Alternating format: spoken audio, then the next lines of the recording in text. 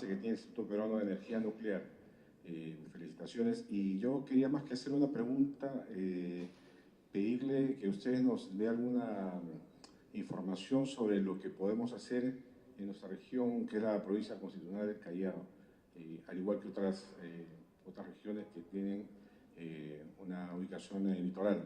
He escuchado atentamente los campos en los que se ha desarrollado el instituto, pero quisiera que usted nos pueda dar algunas luces, qué más podemos hacer como representante de nuestras regiones, y sobre todo en este caso el Callao, ¿no? Muchas gracias. No habiendo más intervención de los congresistas, cedemos la palabra a la doctora Susana Pettis, presidenta del IPEN. Bueno, muchas gracias a los señores congresistas por las preguntas.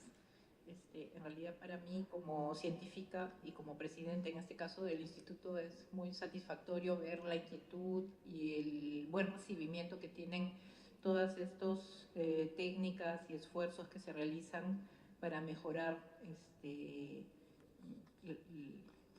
o combatir ciertas situaciones que se dan.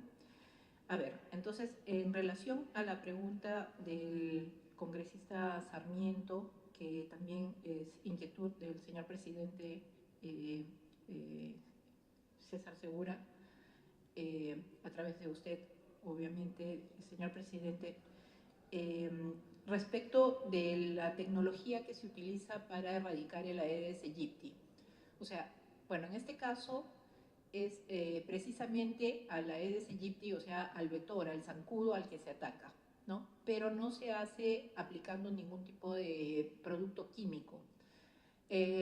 Lo que hay que hacer es estudiar cómo son las costumbres de estos animalitos, y entonces lo que se ha detectado en el caso de la Aedes aegypti, lo mismo que en el caso de la mosca de la fruta, es que son especies que copulan una sola vez en el tiempo que viven. Entonces, la técnica consiste en irradiar, en irradiadores especiales, a la pupa del macho, de tal manera que el macho sea un macho competitivo, sano, pero estéril. Entonces, al copular con una hembra, los huevos no se fertilizan y entonces la hembra va a poner huevos que normalmente nosotros le decimos güeros, ¿no? O sea, no va a tener no va a salir ningún bicho de... Ahora, considerando que cada zancudo coloca alrededor de 100 huevos en su vida, entonces al utilizar esta técnica estamos eliminando 100 posibles zancudos, ¿no es cierto?, en una sola acción. Esta técnica se está utilizando en diferentes partes del mundo, en África, en los países, en Brasil, en países pues que son hábitats de este tipo de zancudo, y entonces de esta forma se elimina, se va erradicando poco a poco el zancudo. El asunto es de que hay pequeñas variaciones entre los zancudos que habitan una zona y otra, entonces esto requiere hacer un estudio. Precisamente nosotros comenzamos el estudio con la Universidad Cayetano Heredia y con el Instituto Nacional de Salud hace aproximadamente un año, y se están haciendo los avances para poder aplicar la técnica de la mejor manera y poder pues, lograr la meta de erradicar el Aedes aegypti a través de este tipo de actividad. Obviamente uno se preocupa porque uno dice, bueno, si van a poner, digamos, a volar una buena cantidad de zancudos estériles, la gente se va a molestar, ¿no? Porque no es lo mismo tener 10 zancudos en casa que tener 100, ¿no? Pero lo que ocurre es de que el zancudo, el que pica es el macho, claro, ¿no? Entonces no, perdón, el que pica es la hembra, entonces lo que se suelta en gran cantidad son los machos, ¿no? Entonces la cantidad de hembras no va a aumentar, ¿no? Al contrario, cada vez va a ir disminuyendo la población de zancudos. Ahora, a través de usted, señor presidente, yo quería darle, aprovechando que el señor congresista es de la región Piura, quería darle la buena noticia de que, bueno, nosotros a raíz de las lluvias que hubieron a comienzo de año hicimos gestiones en el Organismo Internacional de Energía Atómica, que se interesaron muchísimo por el tema de salud y han donado ellos 2 equipos de rayos X de última generación para los hospitales de Piura, precisamente, ¿no?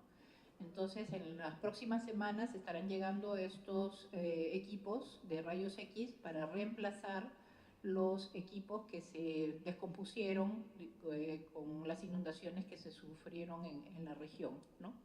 No tengo ahorita a la mano los nombres de los 2 hospitales, pero me parece que uno de ellos es el Hospital de Sullana. Entonces, sí se está trabajando en la aplicación, la adaptación de la técnica que, como menciono, se aplica en otros países del mundo y que se está aplicando pues con bastante buenos resultados, ¿no? Me parece que esa era principalmente la inquietud en relación al dengue, a la Aedes aegypti y el Zika y la chikungunya. También en relación al dengue, el Organismo Internacional de Energía Atómica, a pedido de nosotros, por una gestión nuestra, envió una cantidad de kits para la identificación rápida del virus en las muestras de sangre, porque lo que ocurre en el caso del dengue y del Zika es que el diagnóstico es muy lento, ¿no? O sea, por técnicas normales. Y entonces el organismo envió una cantidad de kits para identificación y poder proceder con el tratamiento lo antes posible, pero esto ya ocurrió, me parece que en el mes de mayo o junio, ¿no? Ahora, en relación a la pregunta del congresista Guía Pianto, bueno, el congresista en realidad es una persona que ha tenido ya, digamos, a bien visitar las instalaciones del IPEN. Hemos conversado bastante con él y quería también hacer extensiva la invitación a todos los miembros de la Comisión de Ciencia y Tecnología a conocer nuestras instalaciones. Y él, bueno, le hemos transmitido ya la problemática en relación a los trabajadores. El problema que tiene el IPEN es de que, como en la mayoría de los institutos de su naturaleza, se formó una cantidad limitada de personas en el tema de aplicaciones o ingeniería nuclear, y estas personas están llegando ya pues al límite de su vida laboral. O sea, como mencionó el congresista, más del 60% de los trabajadores tiene más de 50 años, y en los próximos años, por límite de edad, o sea, entre 65 y 70 años, tenemos aproximadamente como 20% de trabajadores que se van a apartar de la entidad. En ese sentido, bueno, nosotros hemos solicitado apoyo para la presentación de una ley de fortalecimiento del IPEN que nos permita tener, digamos, recursos presupuestales suficientes como para poder contratar. Actualmente el IPEN tiene 250 trabajadores, de los cuales del ámbito netamente técnico son aproximadamente la mitad. Entonces, estos trabajadores tienen que realizar la transferencia tecnológica de lo que ellos han aprendido, han desarrollado a lo largo de los años, ¿no? Y tienen que trabajar, como quien dice, codo a codo con las nuevas generaciones. El problema que nosotros encontramos actualmente es de que las nuevas generaciones no pueden ingresar a trabajar porque no tenemos suficiente capacidad presupuestal para poder contratarlos, ¿no? Entonces, en ese sentido, sí sería muy interesante el apoyo de los señores congresistas a través del presidente de la mesa, que nos apoyen en nuestros pedidos de poder tener un incremento de presupuestal para tener plazas suficientes y generar esta transferencia tecnológica antes que el trabajador ya experimentado se retire. En relación a la consulta del congresista Lazo Julca, a través de la mesa, ¿no? Sí, o sea, todos estos trabajos se vuelcan hacia la sociedad y hacia las regiones, ¿no? O sea, ya sea a través de pilotos o a través de acciones ya permanentes, ¿no? Entonces,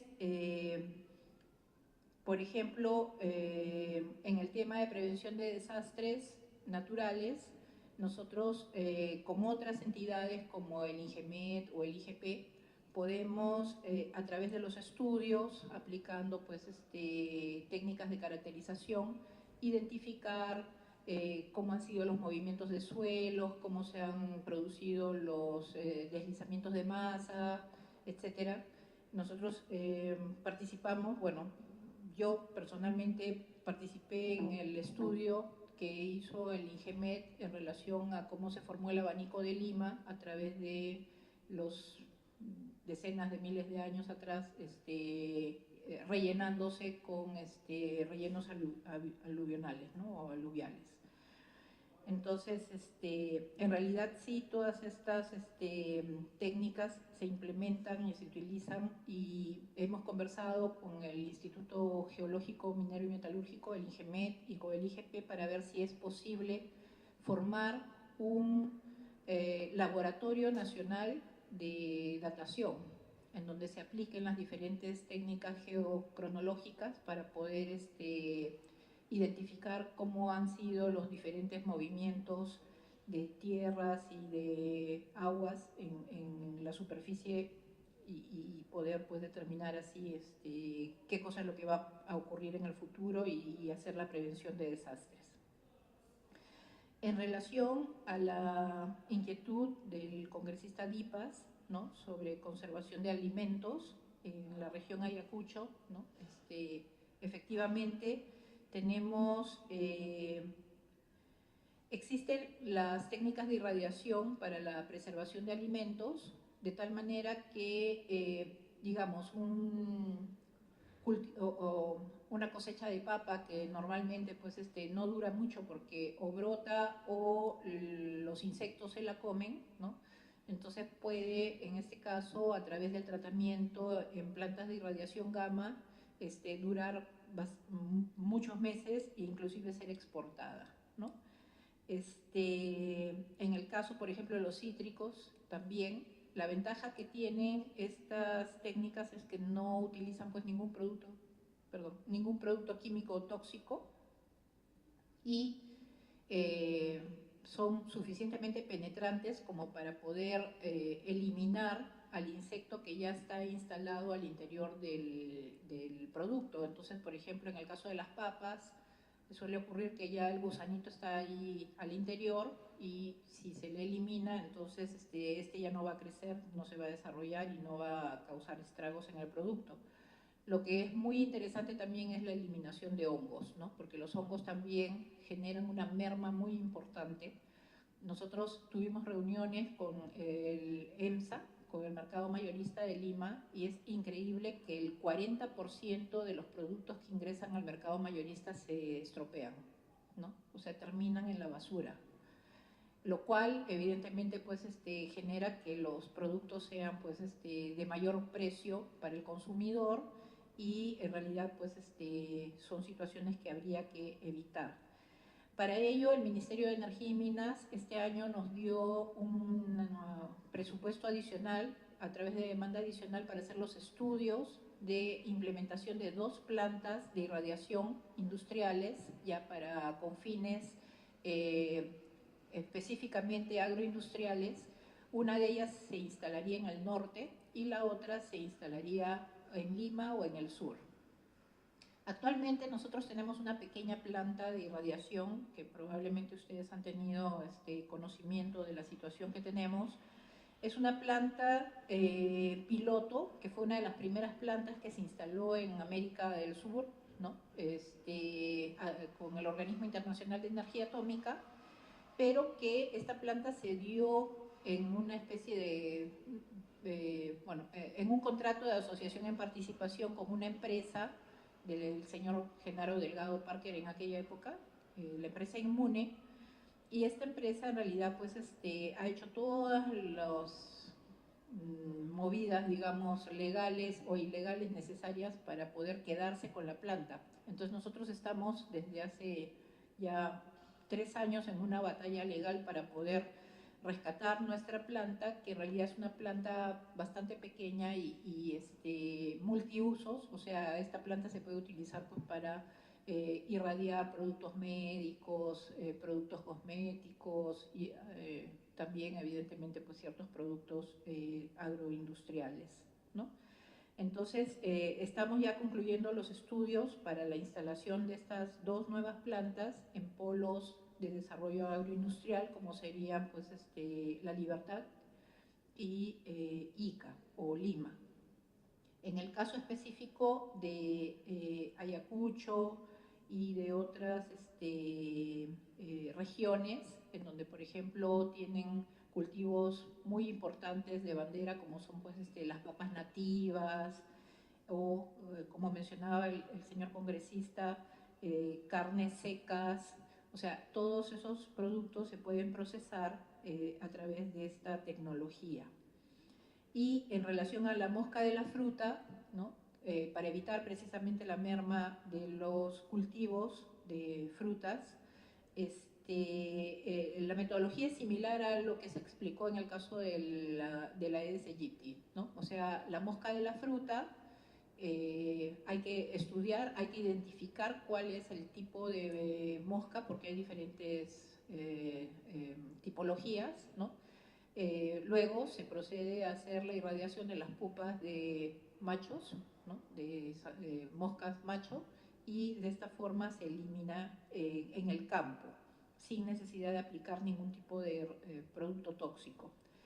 Este trabajo se inició con SENASA hace 20 años y se llegó a erradicar la mosca de la fruta en el sur, por aparentemente un requerimiento también de Chile, ¿no? O sea, Chile tiene mucho cuidado con sus cultivos porque sabe que es uno de los ingresos mayores que tiene, bueno, aparte de la minería de cobre y eso, ¿no? Pero en el caso del sur se llegó a erradicar la mosca de la fruta en Tacna y Moquegua, y lo que SENASA quiso hacer es continuar con este programa en zonas, por ejemplo, como Oxapampa o la sierra, en donde se producen pues, cítricos y melocotones, ¿no? Entiendo que SENASA tuvo, precisamente con esta finalidad, instaló o sea, SENASA actualmente tiene 2 irradiadores para irradiar pupas de mosca, ¿no? Uno que está acá en Lima, en La Molina, y el otro que está en Piura. El problema que ha ocurrido con el irradiador de SENASA en Piura es que con las inundaciones de las lluvias del fenómeno del Niño costero se ha estropeado su irradiador, y entonces hay que reubicarlo o eventualmente pues, hacer la reparación que corresponde. Y bueno, en relación a la exposición, a la pregunta que hacía el señor presidente de la comisión sobre si esta exposición que se hizo en Ica ha tenido participación de las autoridades regionales, se invitó a la autoridad, a funcionarios de la Autoridad Nacional del Agua, se invitó también, y ya entiendo yo, lamentablemente no pude yo participar porque tuve otro compromiso ese mismo día, pero entiendo que participaron inclusive las juntas de regantes, ¿no?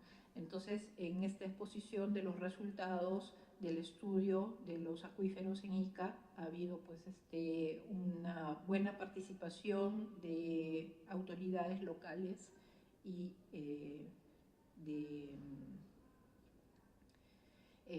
digamos, personas de las entidades que están relacionadas al manejo del agua. Y bueno, finalmente, en el caso que preguntaba el señor congresista Villavicencio sobre qué se puede hacer o qué podrían hacer la Comisión de Ciencia y Tecnología del Congreso para apoyar este tipo de trabajo. En realidad, nosotros nos apoyamos muchísimo en las universidades y en otros institutos, ¿no? Entonces, a veces son cosas que no se necesita, digamos, ni una gran inversión, ¿no? Ni una gran digamos, un gran esfuerzo, ¿no? O sea, lo que yo principalmente me he abocado en mi gestión al frente del IPEN ha sido de tender los puentes de comunicación con diferentes entidades para poder hacer las asociaciones que necesitamos, ¿no? Entonces, obviamente en el IPEN nosotros tenemos personal que es especialista en salud o especialista en desarrollo de radiofármacos, ¿no?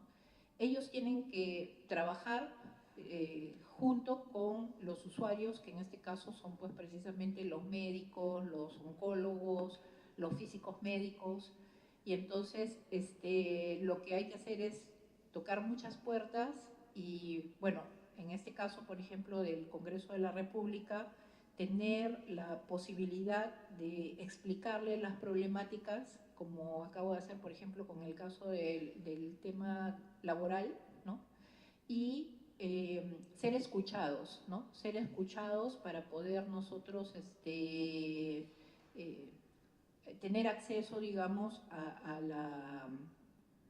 a los financiamientos o a las leyes que requerimos para poder desarrollar nuestro trabajo bien, ¿no? Ajá. Una introducción.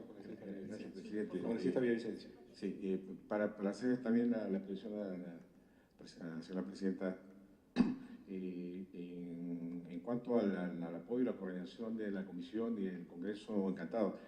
Mi pregunta era con relación a la región a la que yo represento, al Callao.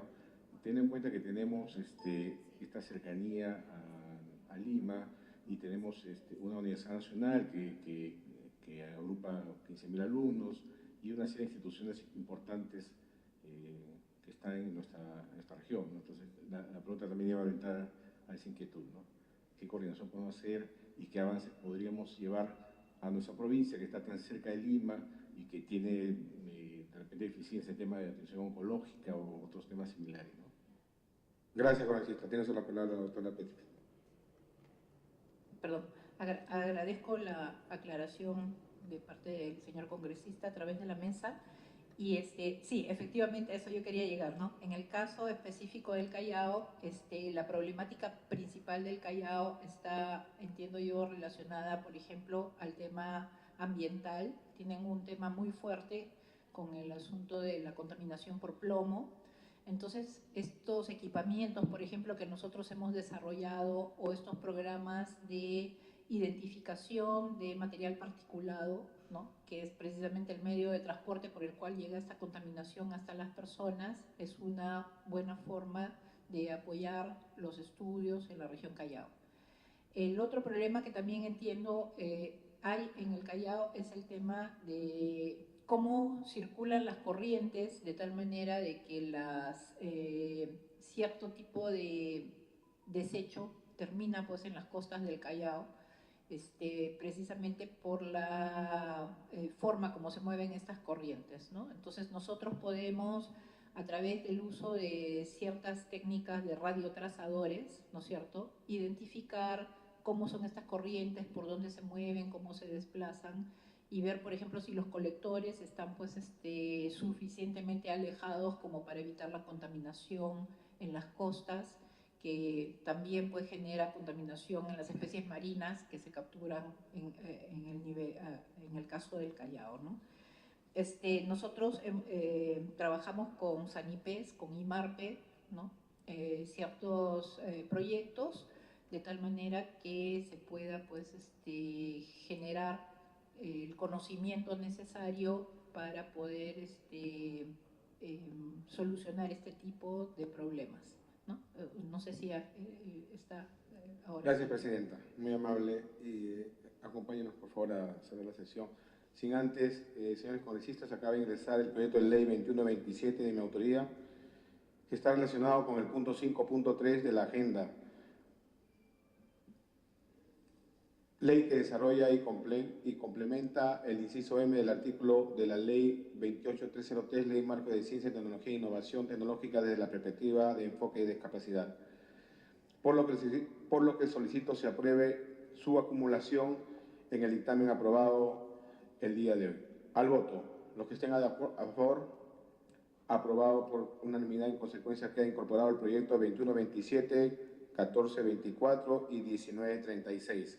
Señores congresistas, agradecer la presencia de la doctora Petris Casagrande, presidenta del IPEN, y no habiendo otro asunto que tratar, se consulta la dispensa del trámite de aprobación del acta de los acuerdos tomados para proceder a su ejecución. Los que estén a favor, aprobado por unanimidad. En consecuencia, ha sido aprobada la dispensa.